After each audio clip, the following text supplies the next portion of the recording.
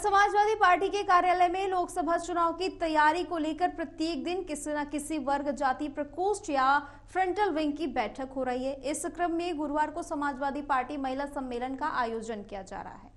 आयोजन के एक दिन पहले सपा कार्यालय के बाहर होर्डिंग बैनर पोस्टर से पाट दिया गया। होर्डिंग बैनर पोस्टर में नारा लिखा गया, आधी आबादी का ये संदेश, देश संभालो अखिलेश। ऐसे तमाम स्लोगनों के साथ महिला सम्मेलन को लेकर होर्डिंग्स लगाई गई हैं।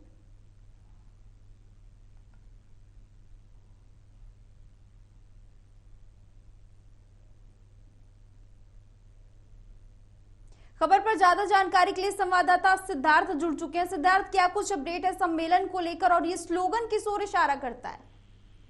जी बिल्कुल, समाजवादी महिला सभा का सम्मेलन किया जा रहा है। 12:30 बजे के करीब ये सम्मेलन की शुरुआत होगी और अखिलेश यादव भी भाषण देंगे और डिम्पल यादव मौजूद रहेंगी, जूही सिंह मौजूद रहेंगी। तो कहीं ना कहीं समाजवादी पार्टी अब महिलाओं के बीच जाकर ये बताना चाहती है कि उन्होंने काम किया और सबसे महत्वपूर्ण चीज ये है कि हर जिले से महिलाओं को बुलाया गया है और जो उम्मीद जताई जा रही है, जो उनके बड़े नेता हैं वो लगातार ये उम्मीद जता रहे हैं कि ज्यादा से ज्यादा संख्या में महिलाएं पहुंचेंगी और बूथ पर भी इस बार समाजवादी पार्टी काफी मजबूत दिखेगी। और एक चीज सबसे महत्वपूर्ण है, इस सम्मेलन के माध्यम से ये लगातार कहा जा रहा है कि ये कोशिश की जाएगी कि जिस तरीके से बीजेपी ने हर जगह, चाहे स्कूल हो, कॉलेज हो, वहां पर ज्यादा से ज्यादा अपने वोटर बनाए थे, तो कहीं ना कहीं समाजवादी पार्टी भी ये कोशिश करेगी कि घर में पैठ बनाई जाए और स्कूल कॉलेज में जो नवयुवती हैं, जो स्कूल कॉलेज में पढ़ते हैं, उनको कहीं ना कहीं समाजवादी पार्टी से जोड़ा जाए और उनकी विचारधारा से जोड़ा जाए और ज्यादा से ज्यादा जो वोट है वो महिलाओं को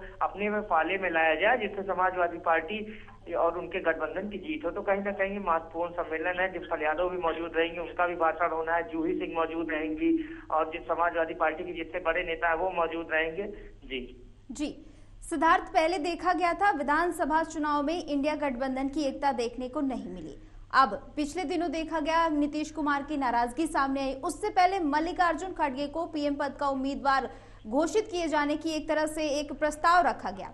अब अखिलेश यादव का जो दफ्तर है उसके बाहर इस तरह के पोस्टर लगाए जाते हैं कि देश संभालो अखिलेश। तो क्या आगे जाकर एक बार फिर से इंडिया गठबंधन में टकराव देखने को मिलेगा?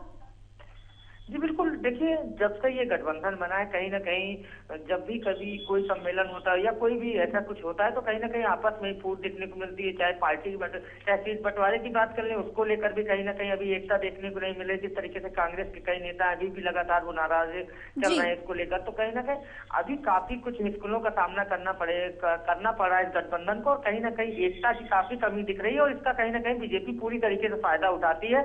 और ये अगर कुछ करना होगा, जो राजनीतिक विश्लेषक है वो लगातार ये कहते हैं, अगर गठबंधन को साथ चलना और मजबूती से अगर चुनाव लड़ना है तो कहीं ना कहीं एक चेहरे को आगे लाना होगा और वो चेहरा आगे आए। कौन होगा प्रधानमंत्री का चेहरा? लगातार बीजेपी भी यही कटाक्ष करती है कि कौन ऐसा नेता है जो इनके गठबंधन में किसके चेहरे पर चुनाव लड़ जाएगा। तो कहीं ना कहीं आपकी काफी सवाल है। हर पार्टी के नेता अपने ही नेता को कहीं ना कहीं प्रधानमंत्री पद के लिए लगातार बताते हैं वो ज्यादा उपयुक्त है। तो कहीं ना कहीं काफी दिक्कतों का सामना करना पड़ेगा। लेकिन लोकसभा चुनाव में उत्तर प्रदेश बेहद खास हो जाता है और अखिलेश यादव की जो धाक है वो उत्तर प्रदेश में है कहीं ना कहीं। तो अगर वो नाराज हो जाएंगे तो इंडिया गठबंधन को भारी नुकसान उठाना पड़ सकता है। देखिए, बिल्कुल आपने सही कहा। इसके पहले इसका सबसे ज्वलंत उदाहरण जो है मध्य प्रदेश है, वो वहाँ काफी नुकसान उठाना पड़ा था। ये निश्चित सत्य है कि सीटें नहीं जीती समाजवादी पार्टी, लेकिन उसने कहीं ना कहीं कांग्रेस का काफी नुकसान किया है। तो कहीं ना कहीं ये सब सोचते हुए, और आप समझ सकते हैं कि जमीनी स्तर पर अगर विपक्ष में कोई है तो समाजवादी पार्टी इसको कांग्रेस भी समझती है और कहीं ना कहीं इस बात से आप इनकार नहीं कर सकते हैं कि समाजवादी पार्टी मजबूत नहीं है।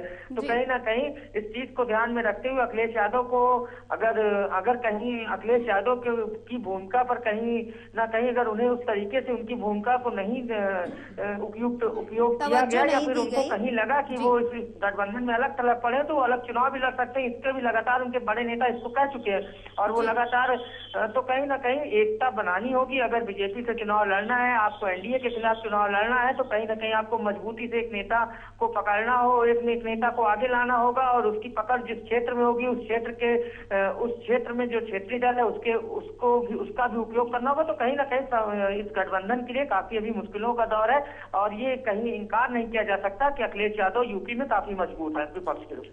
ठीक है, बहुत बहुत शुक्रिया सिद्धार्थ ज्यादा जानकारी के लिए।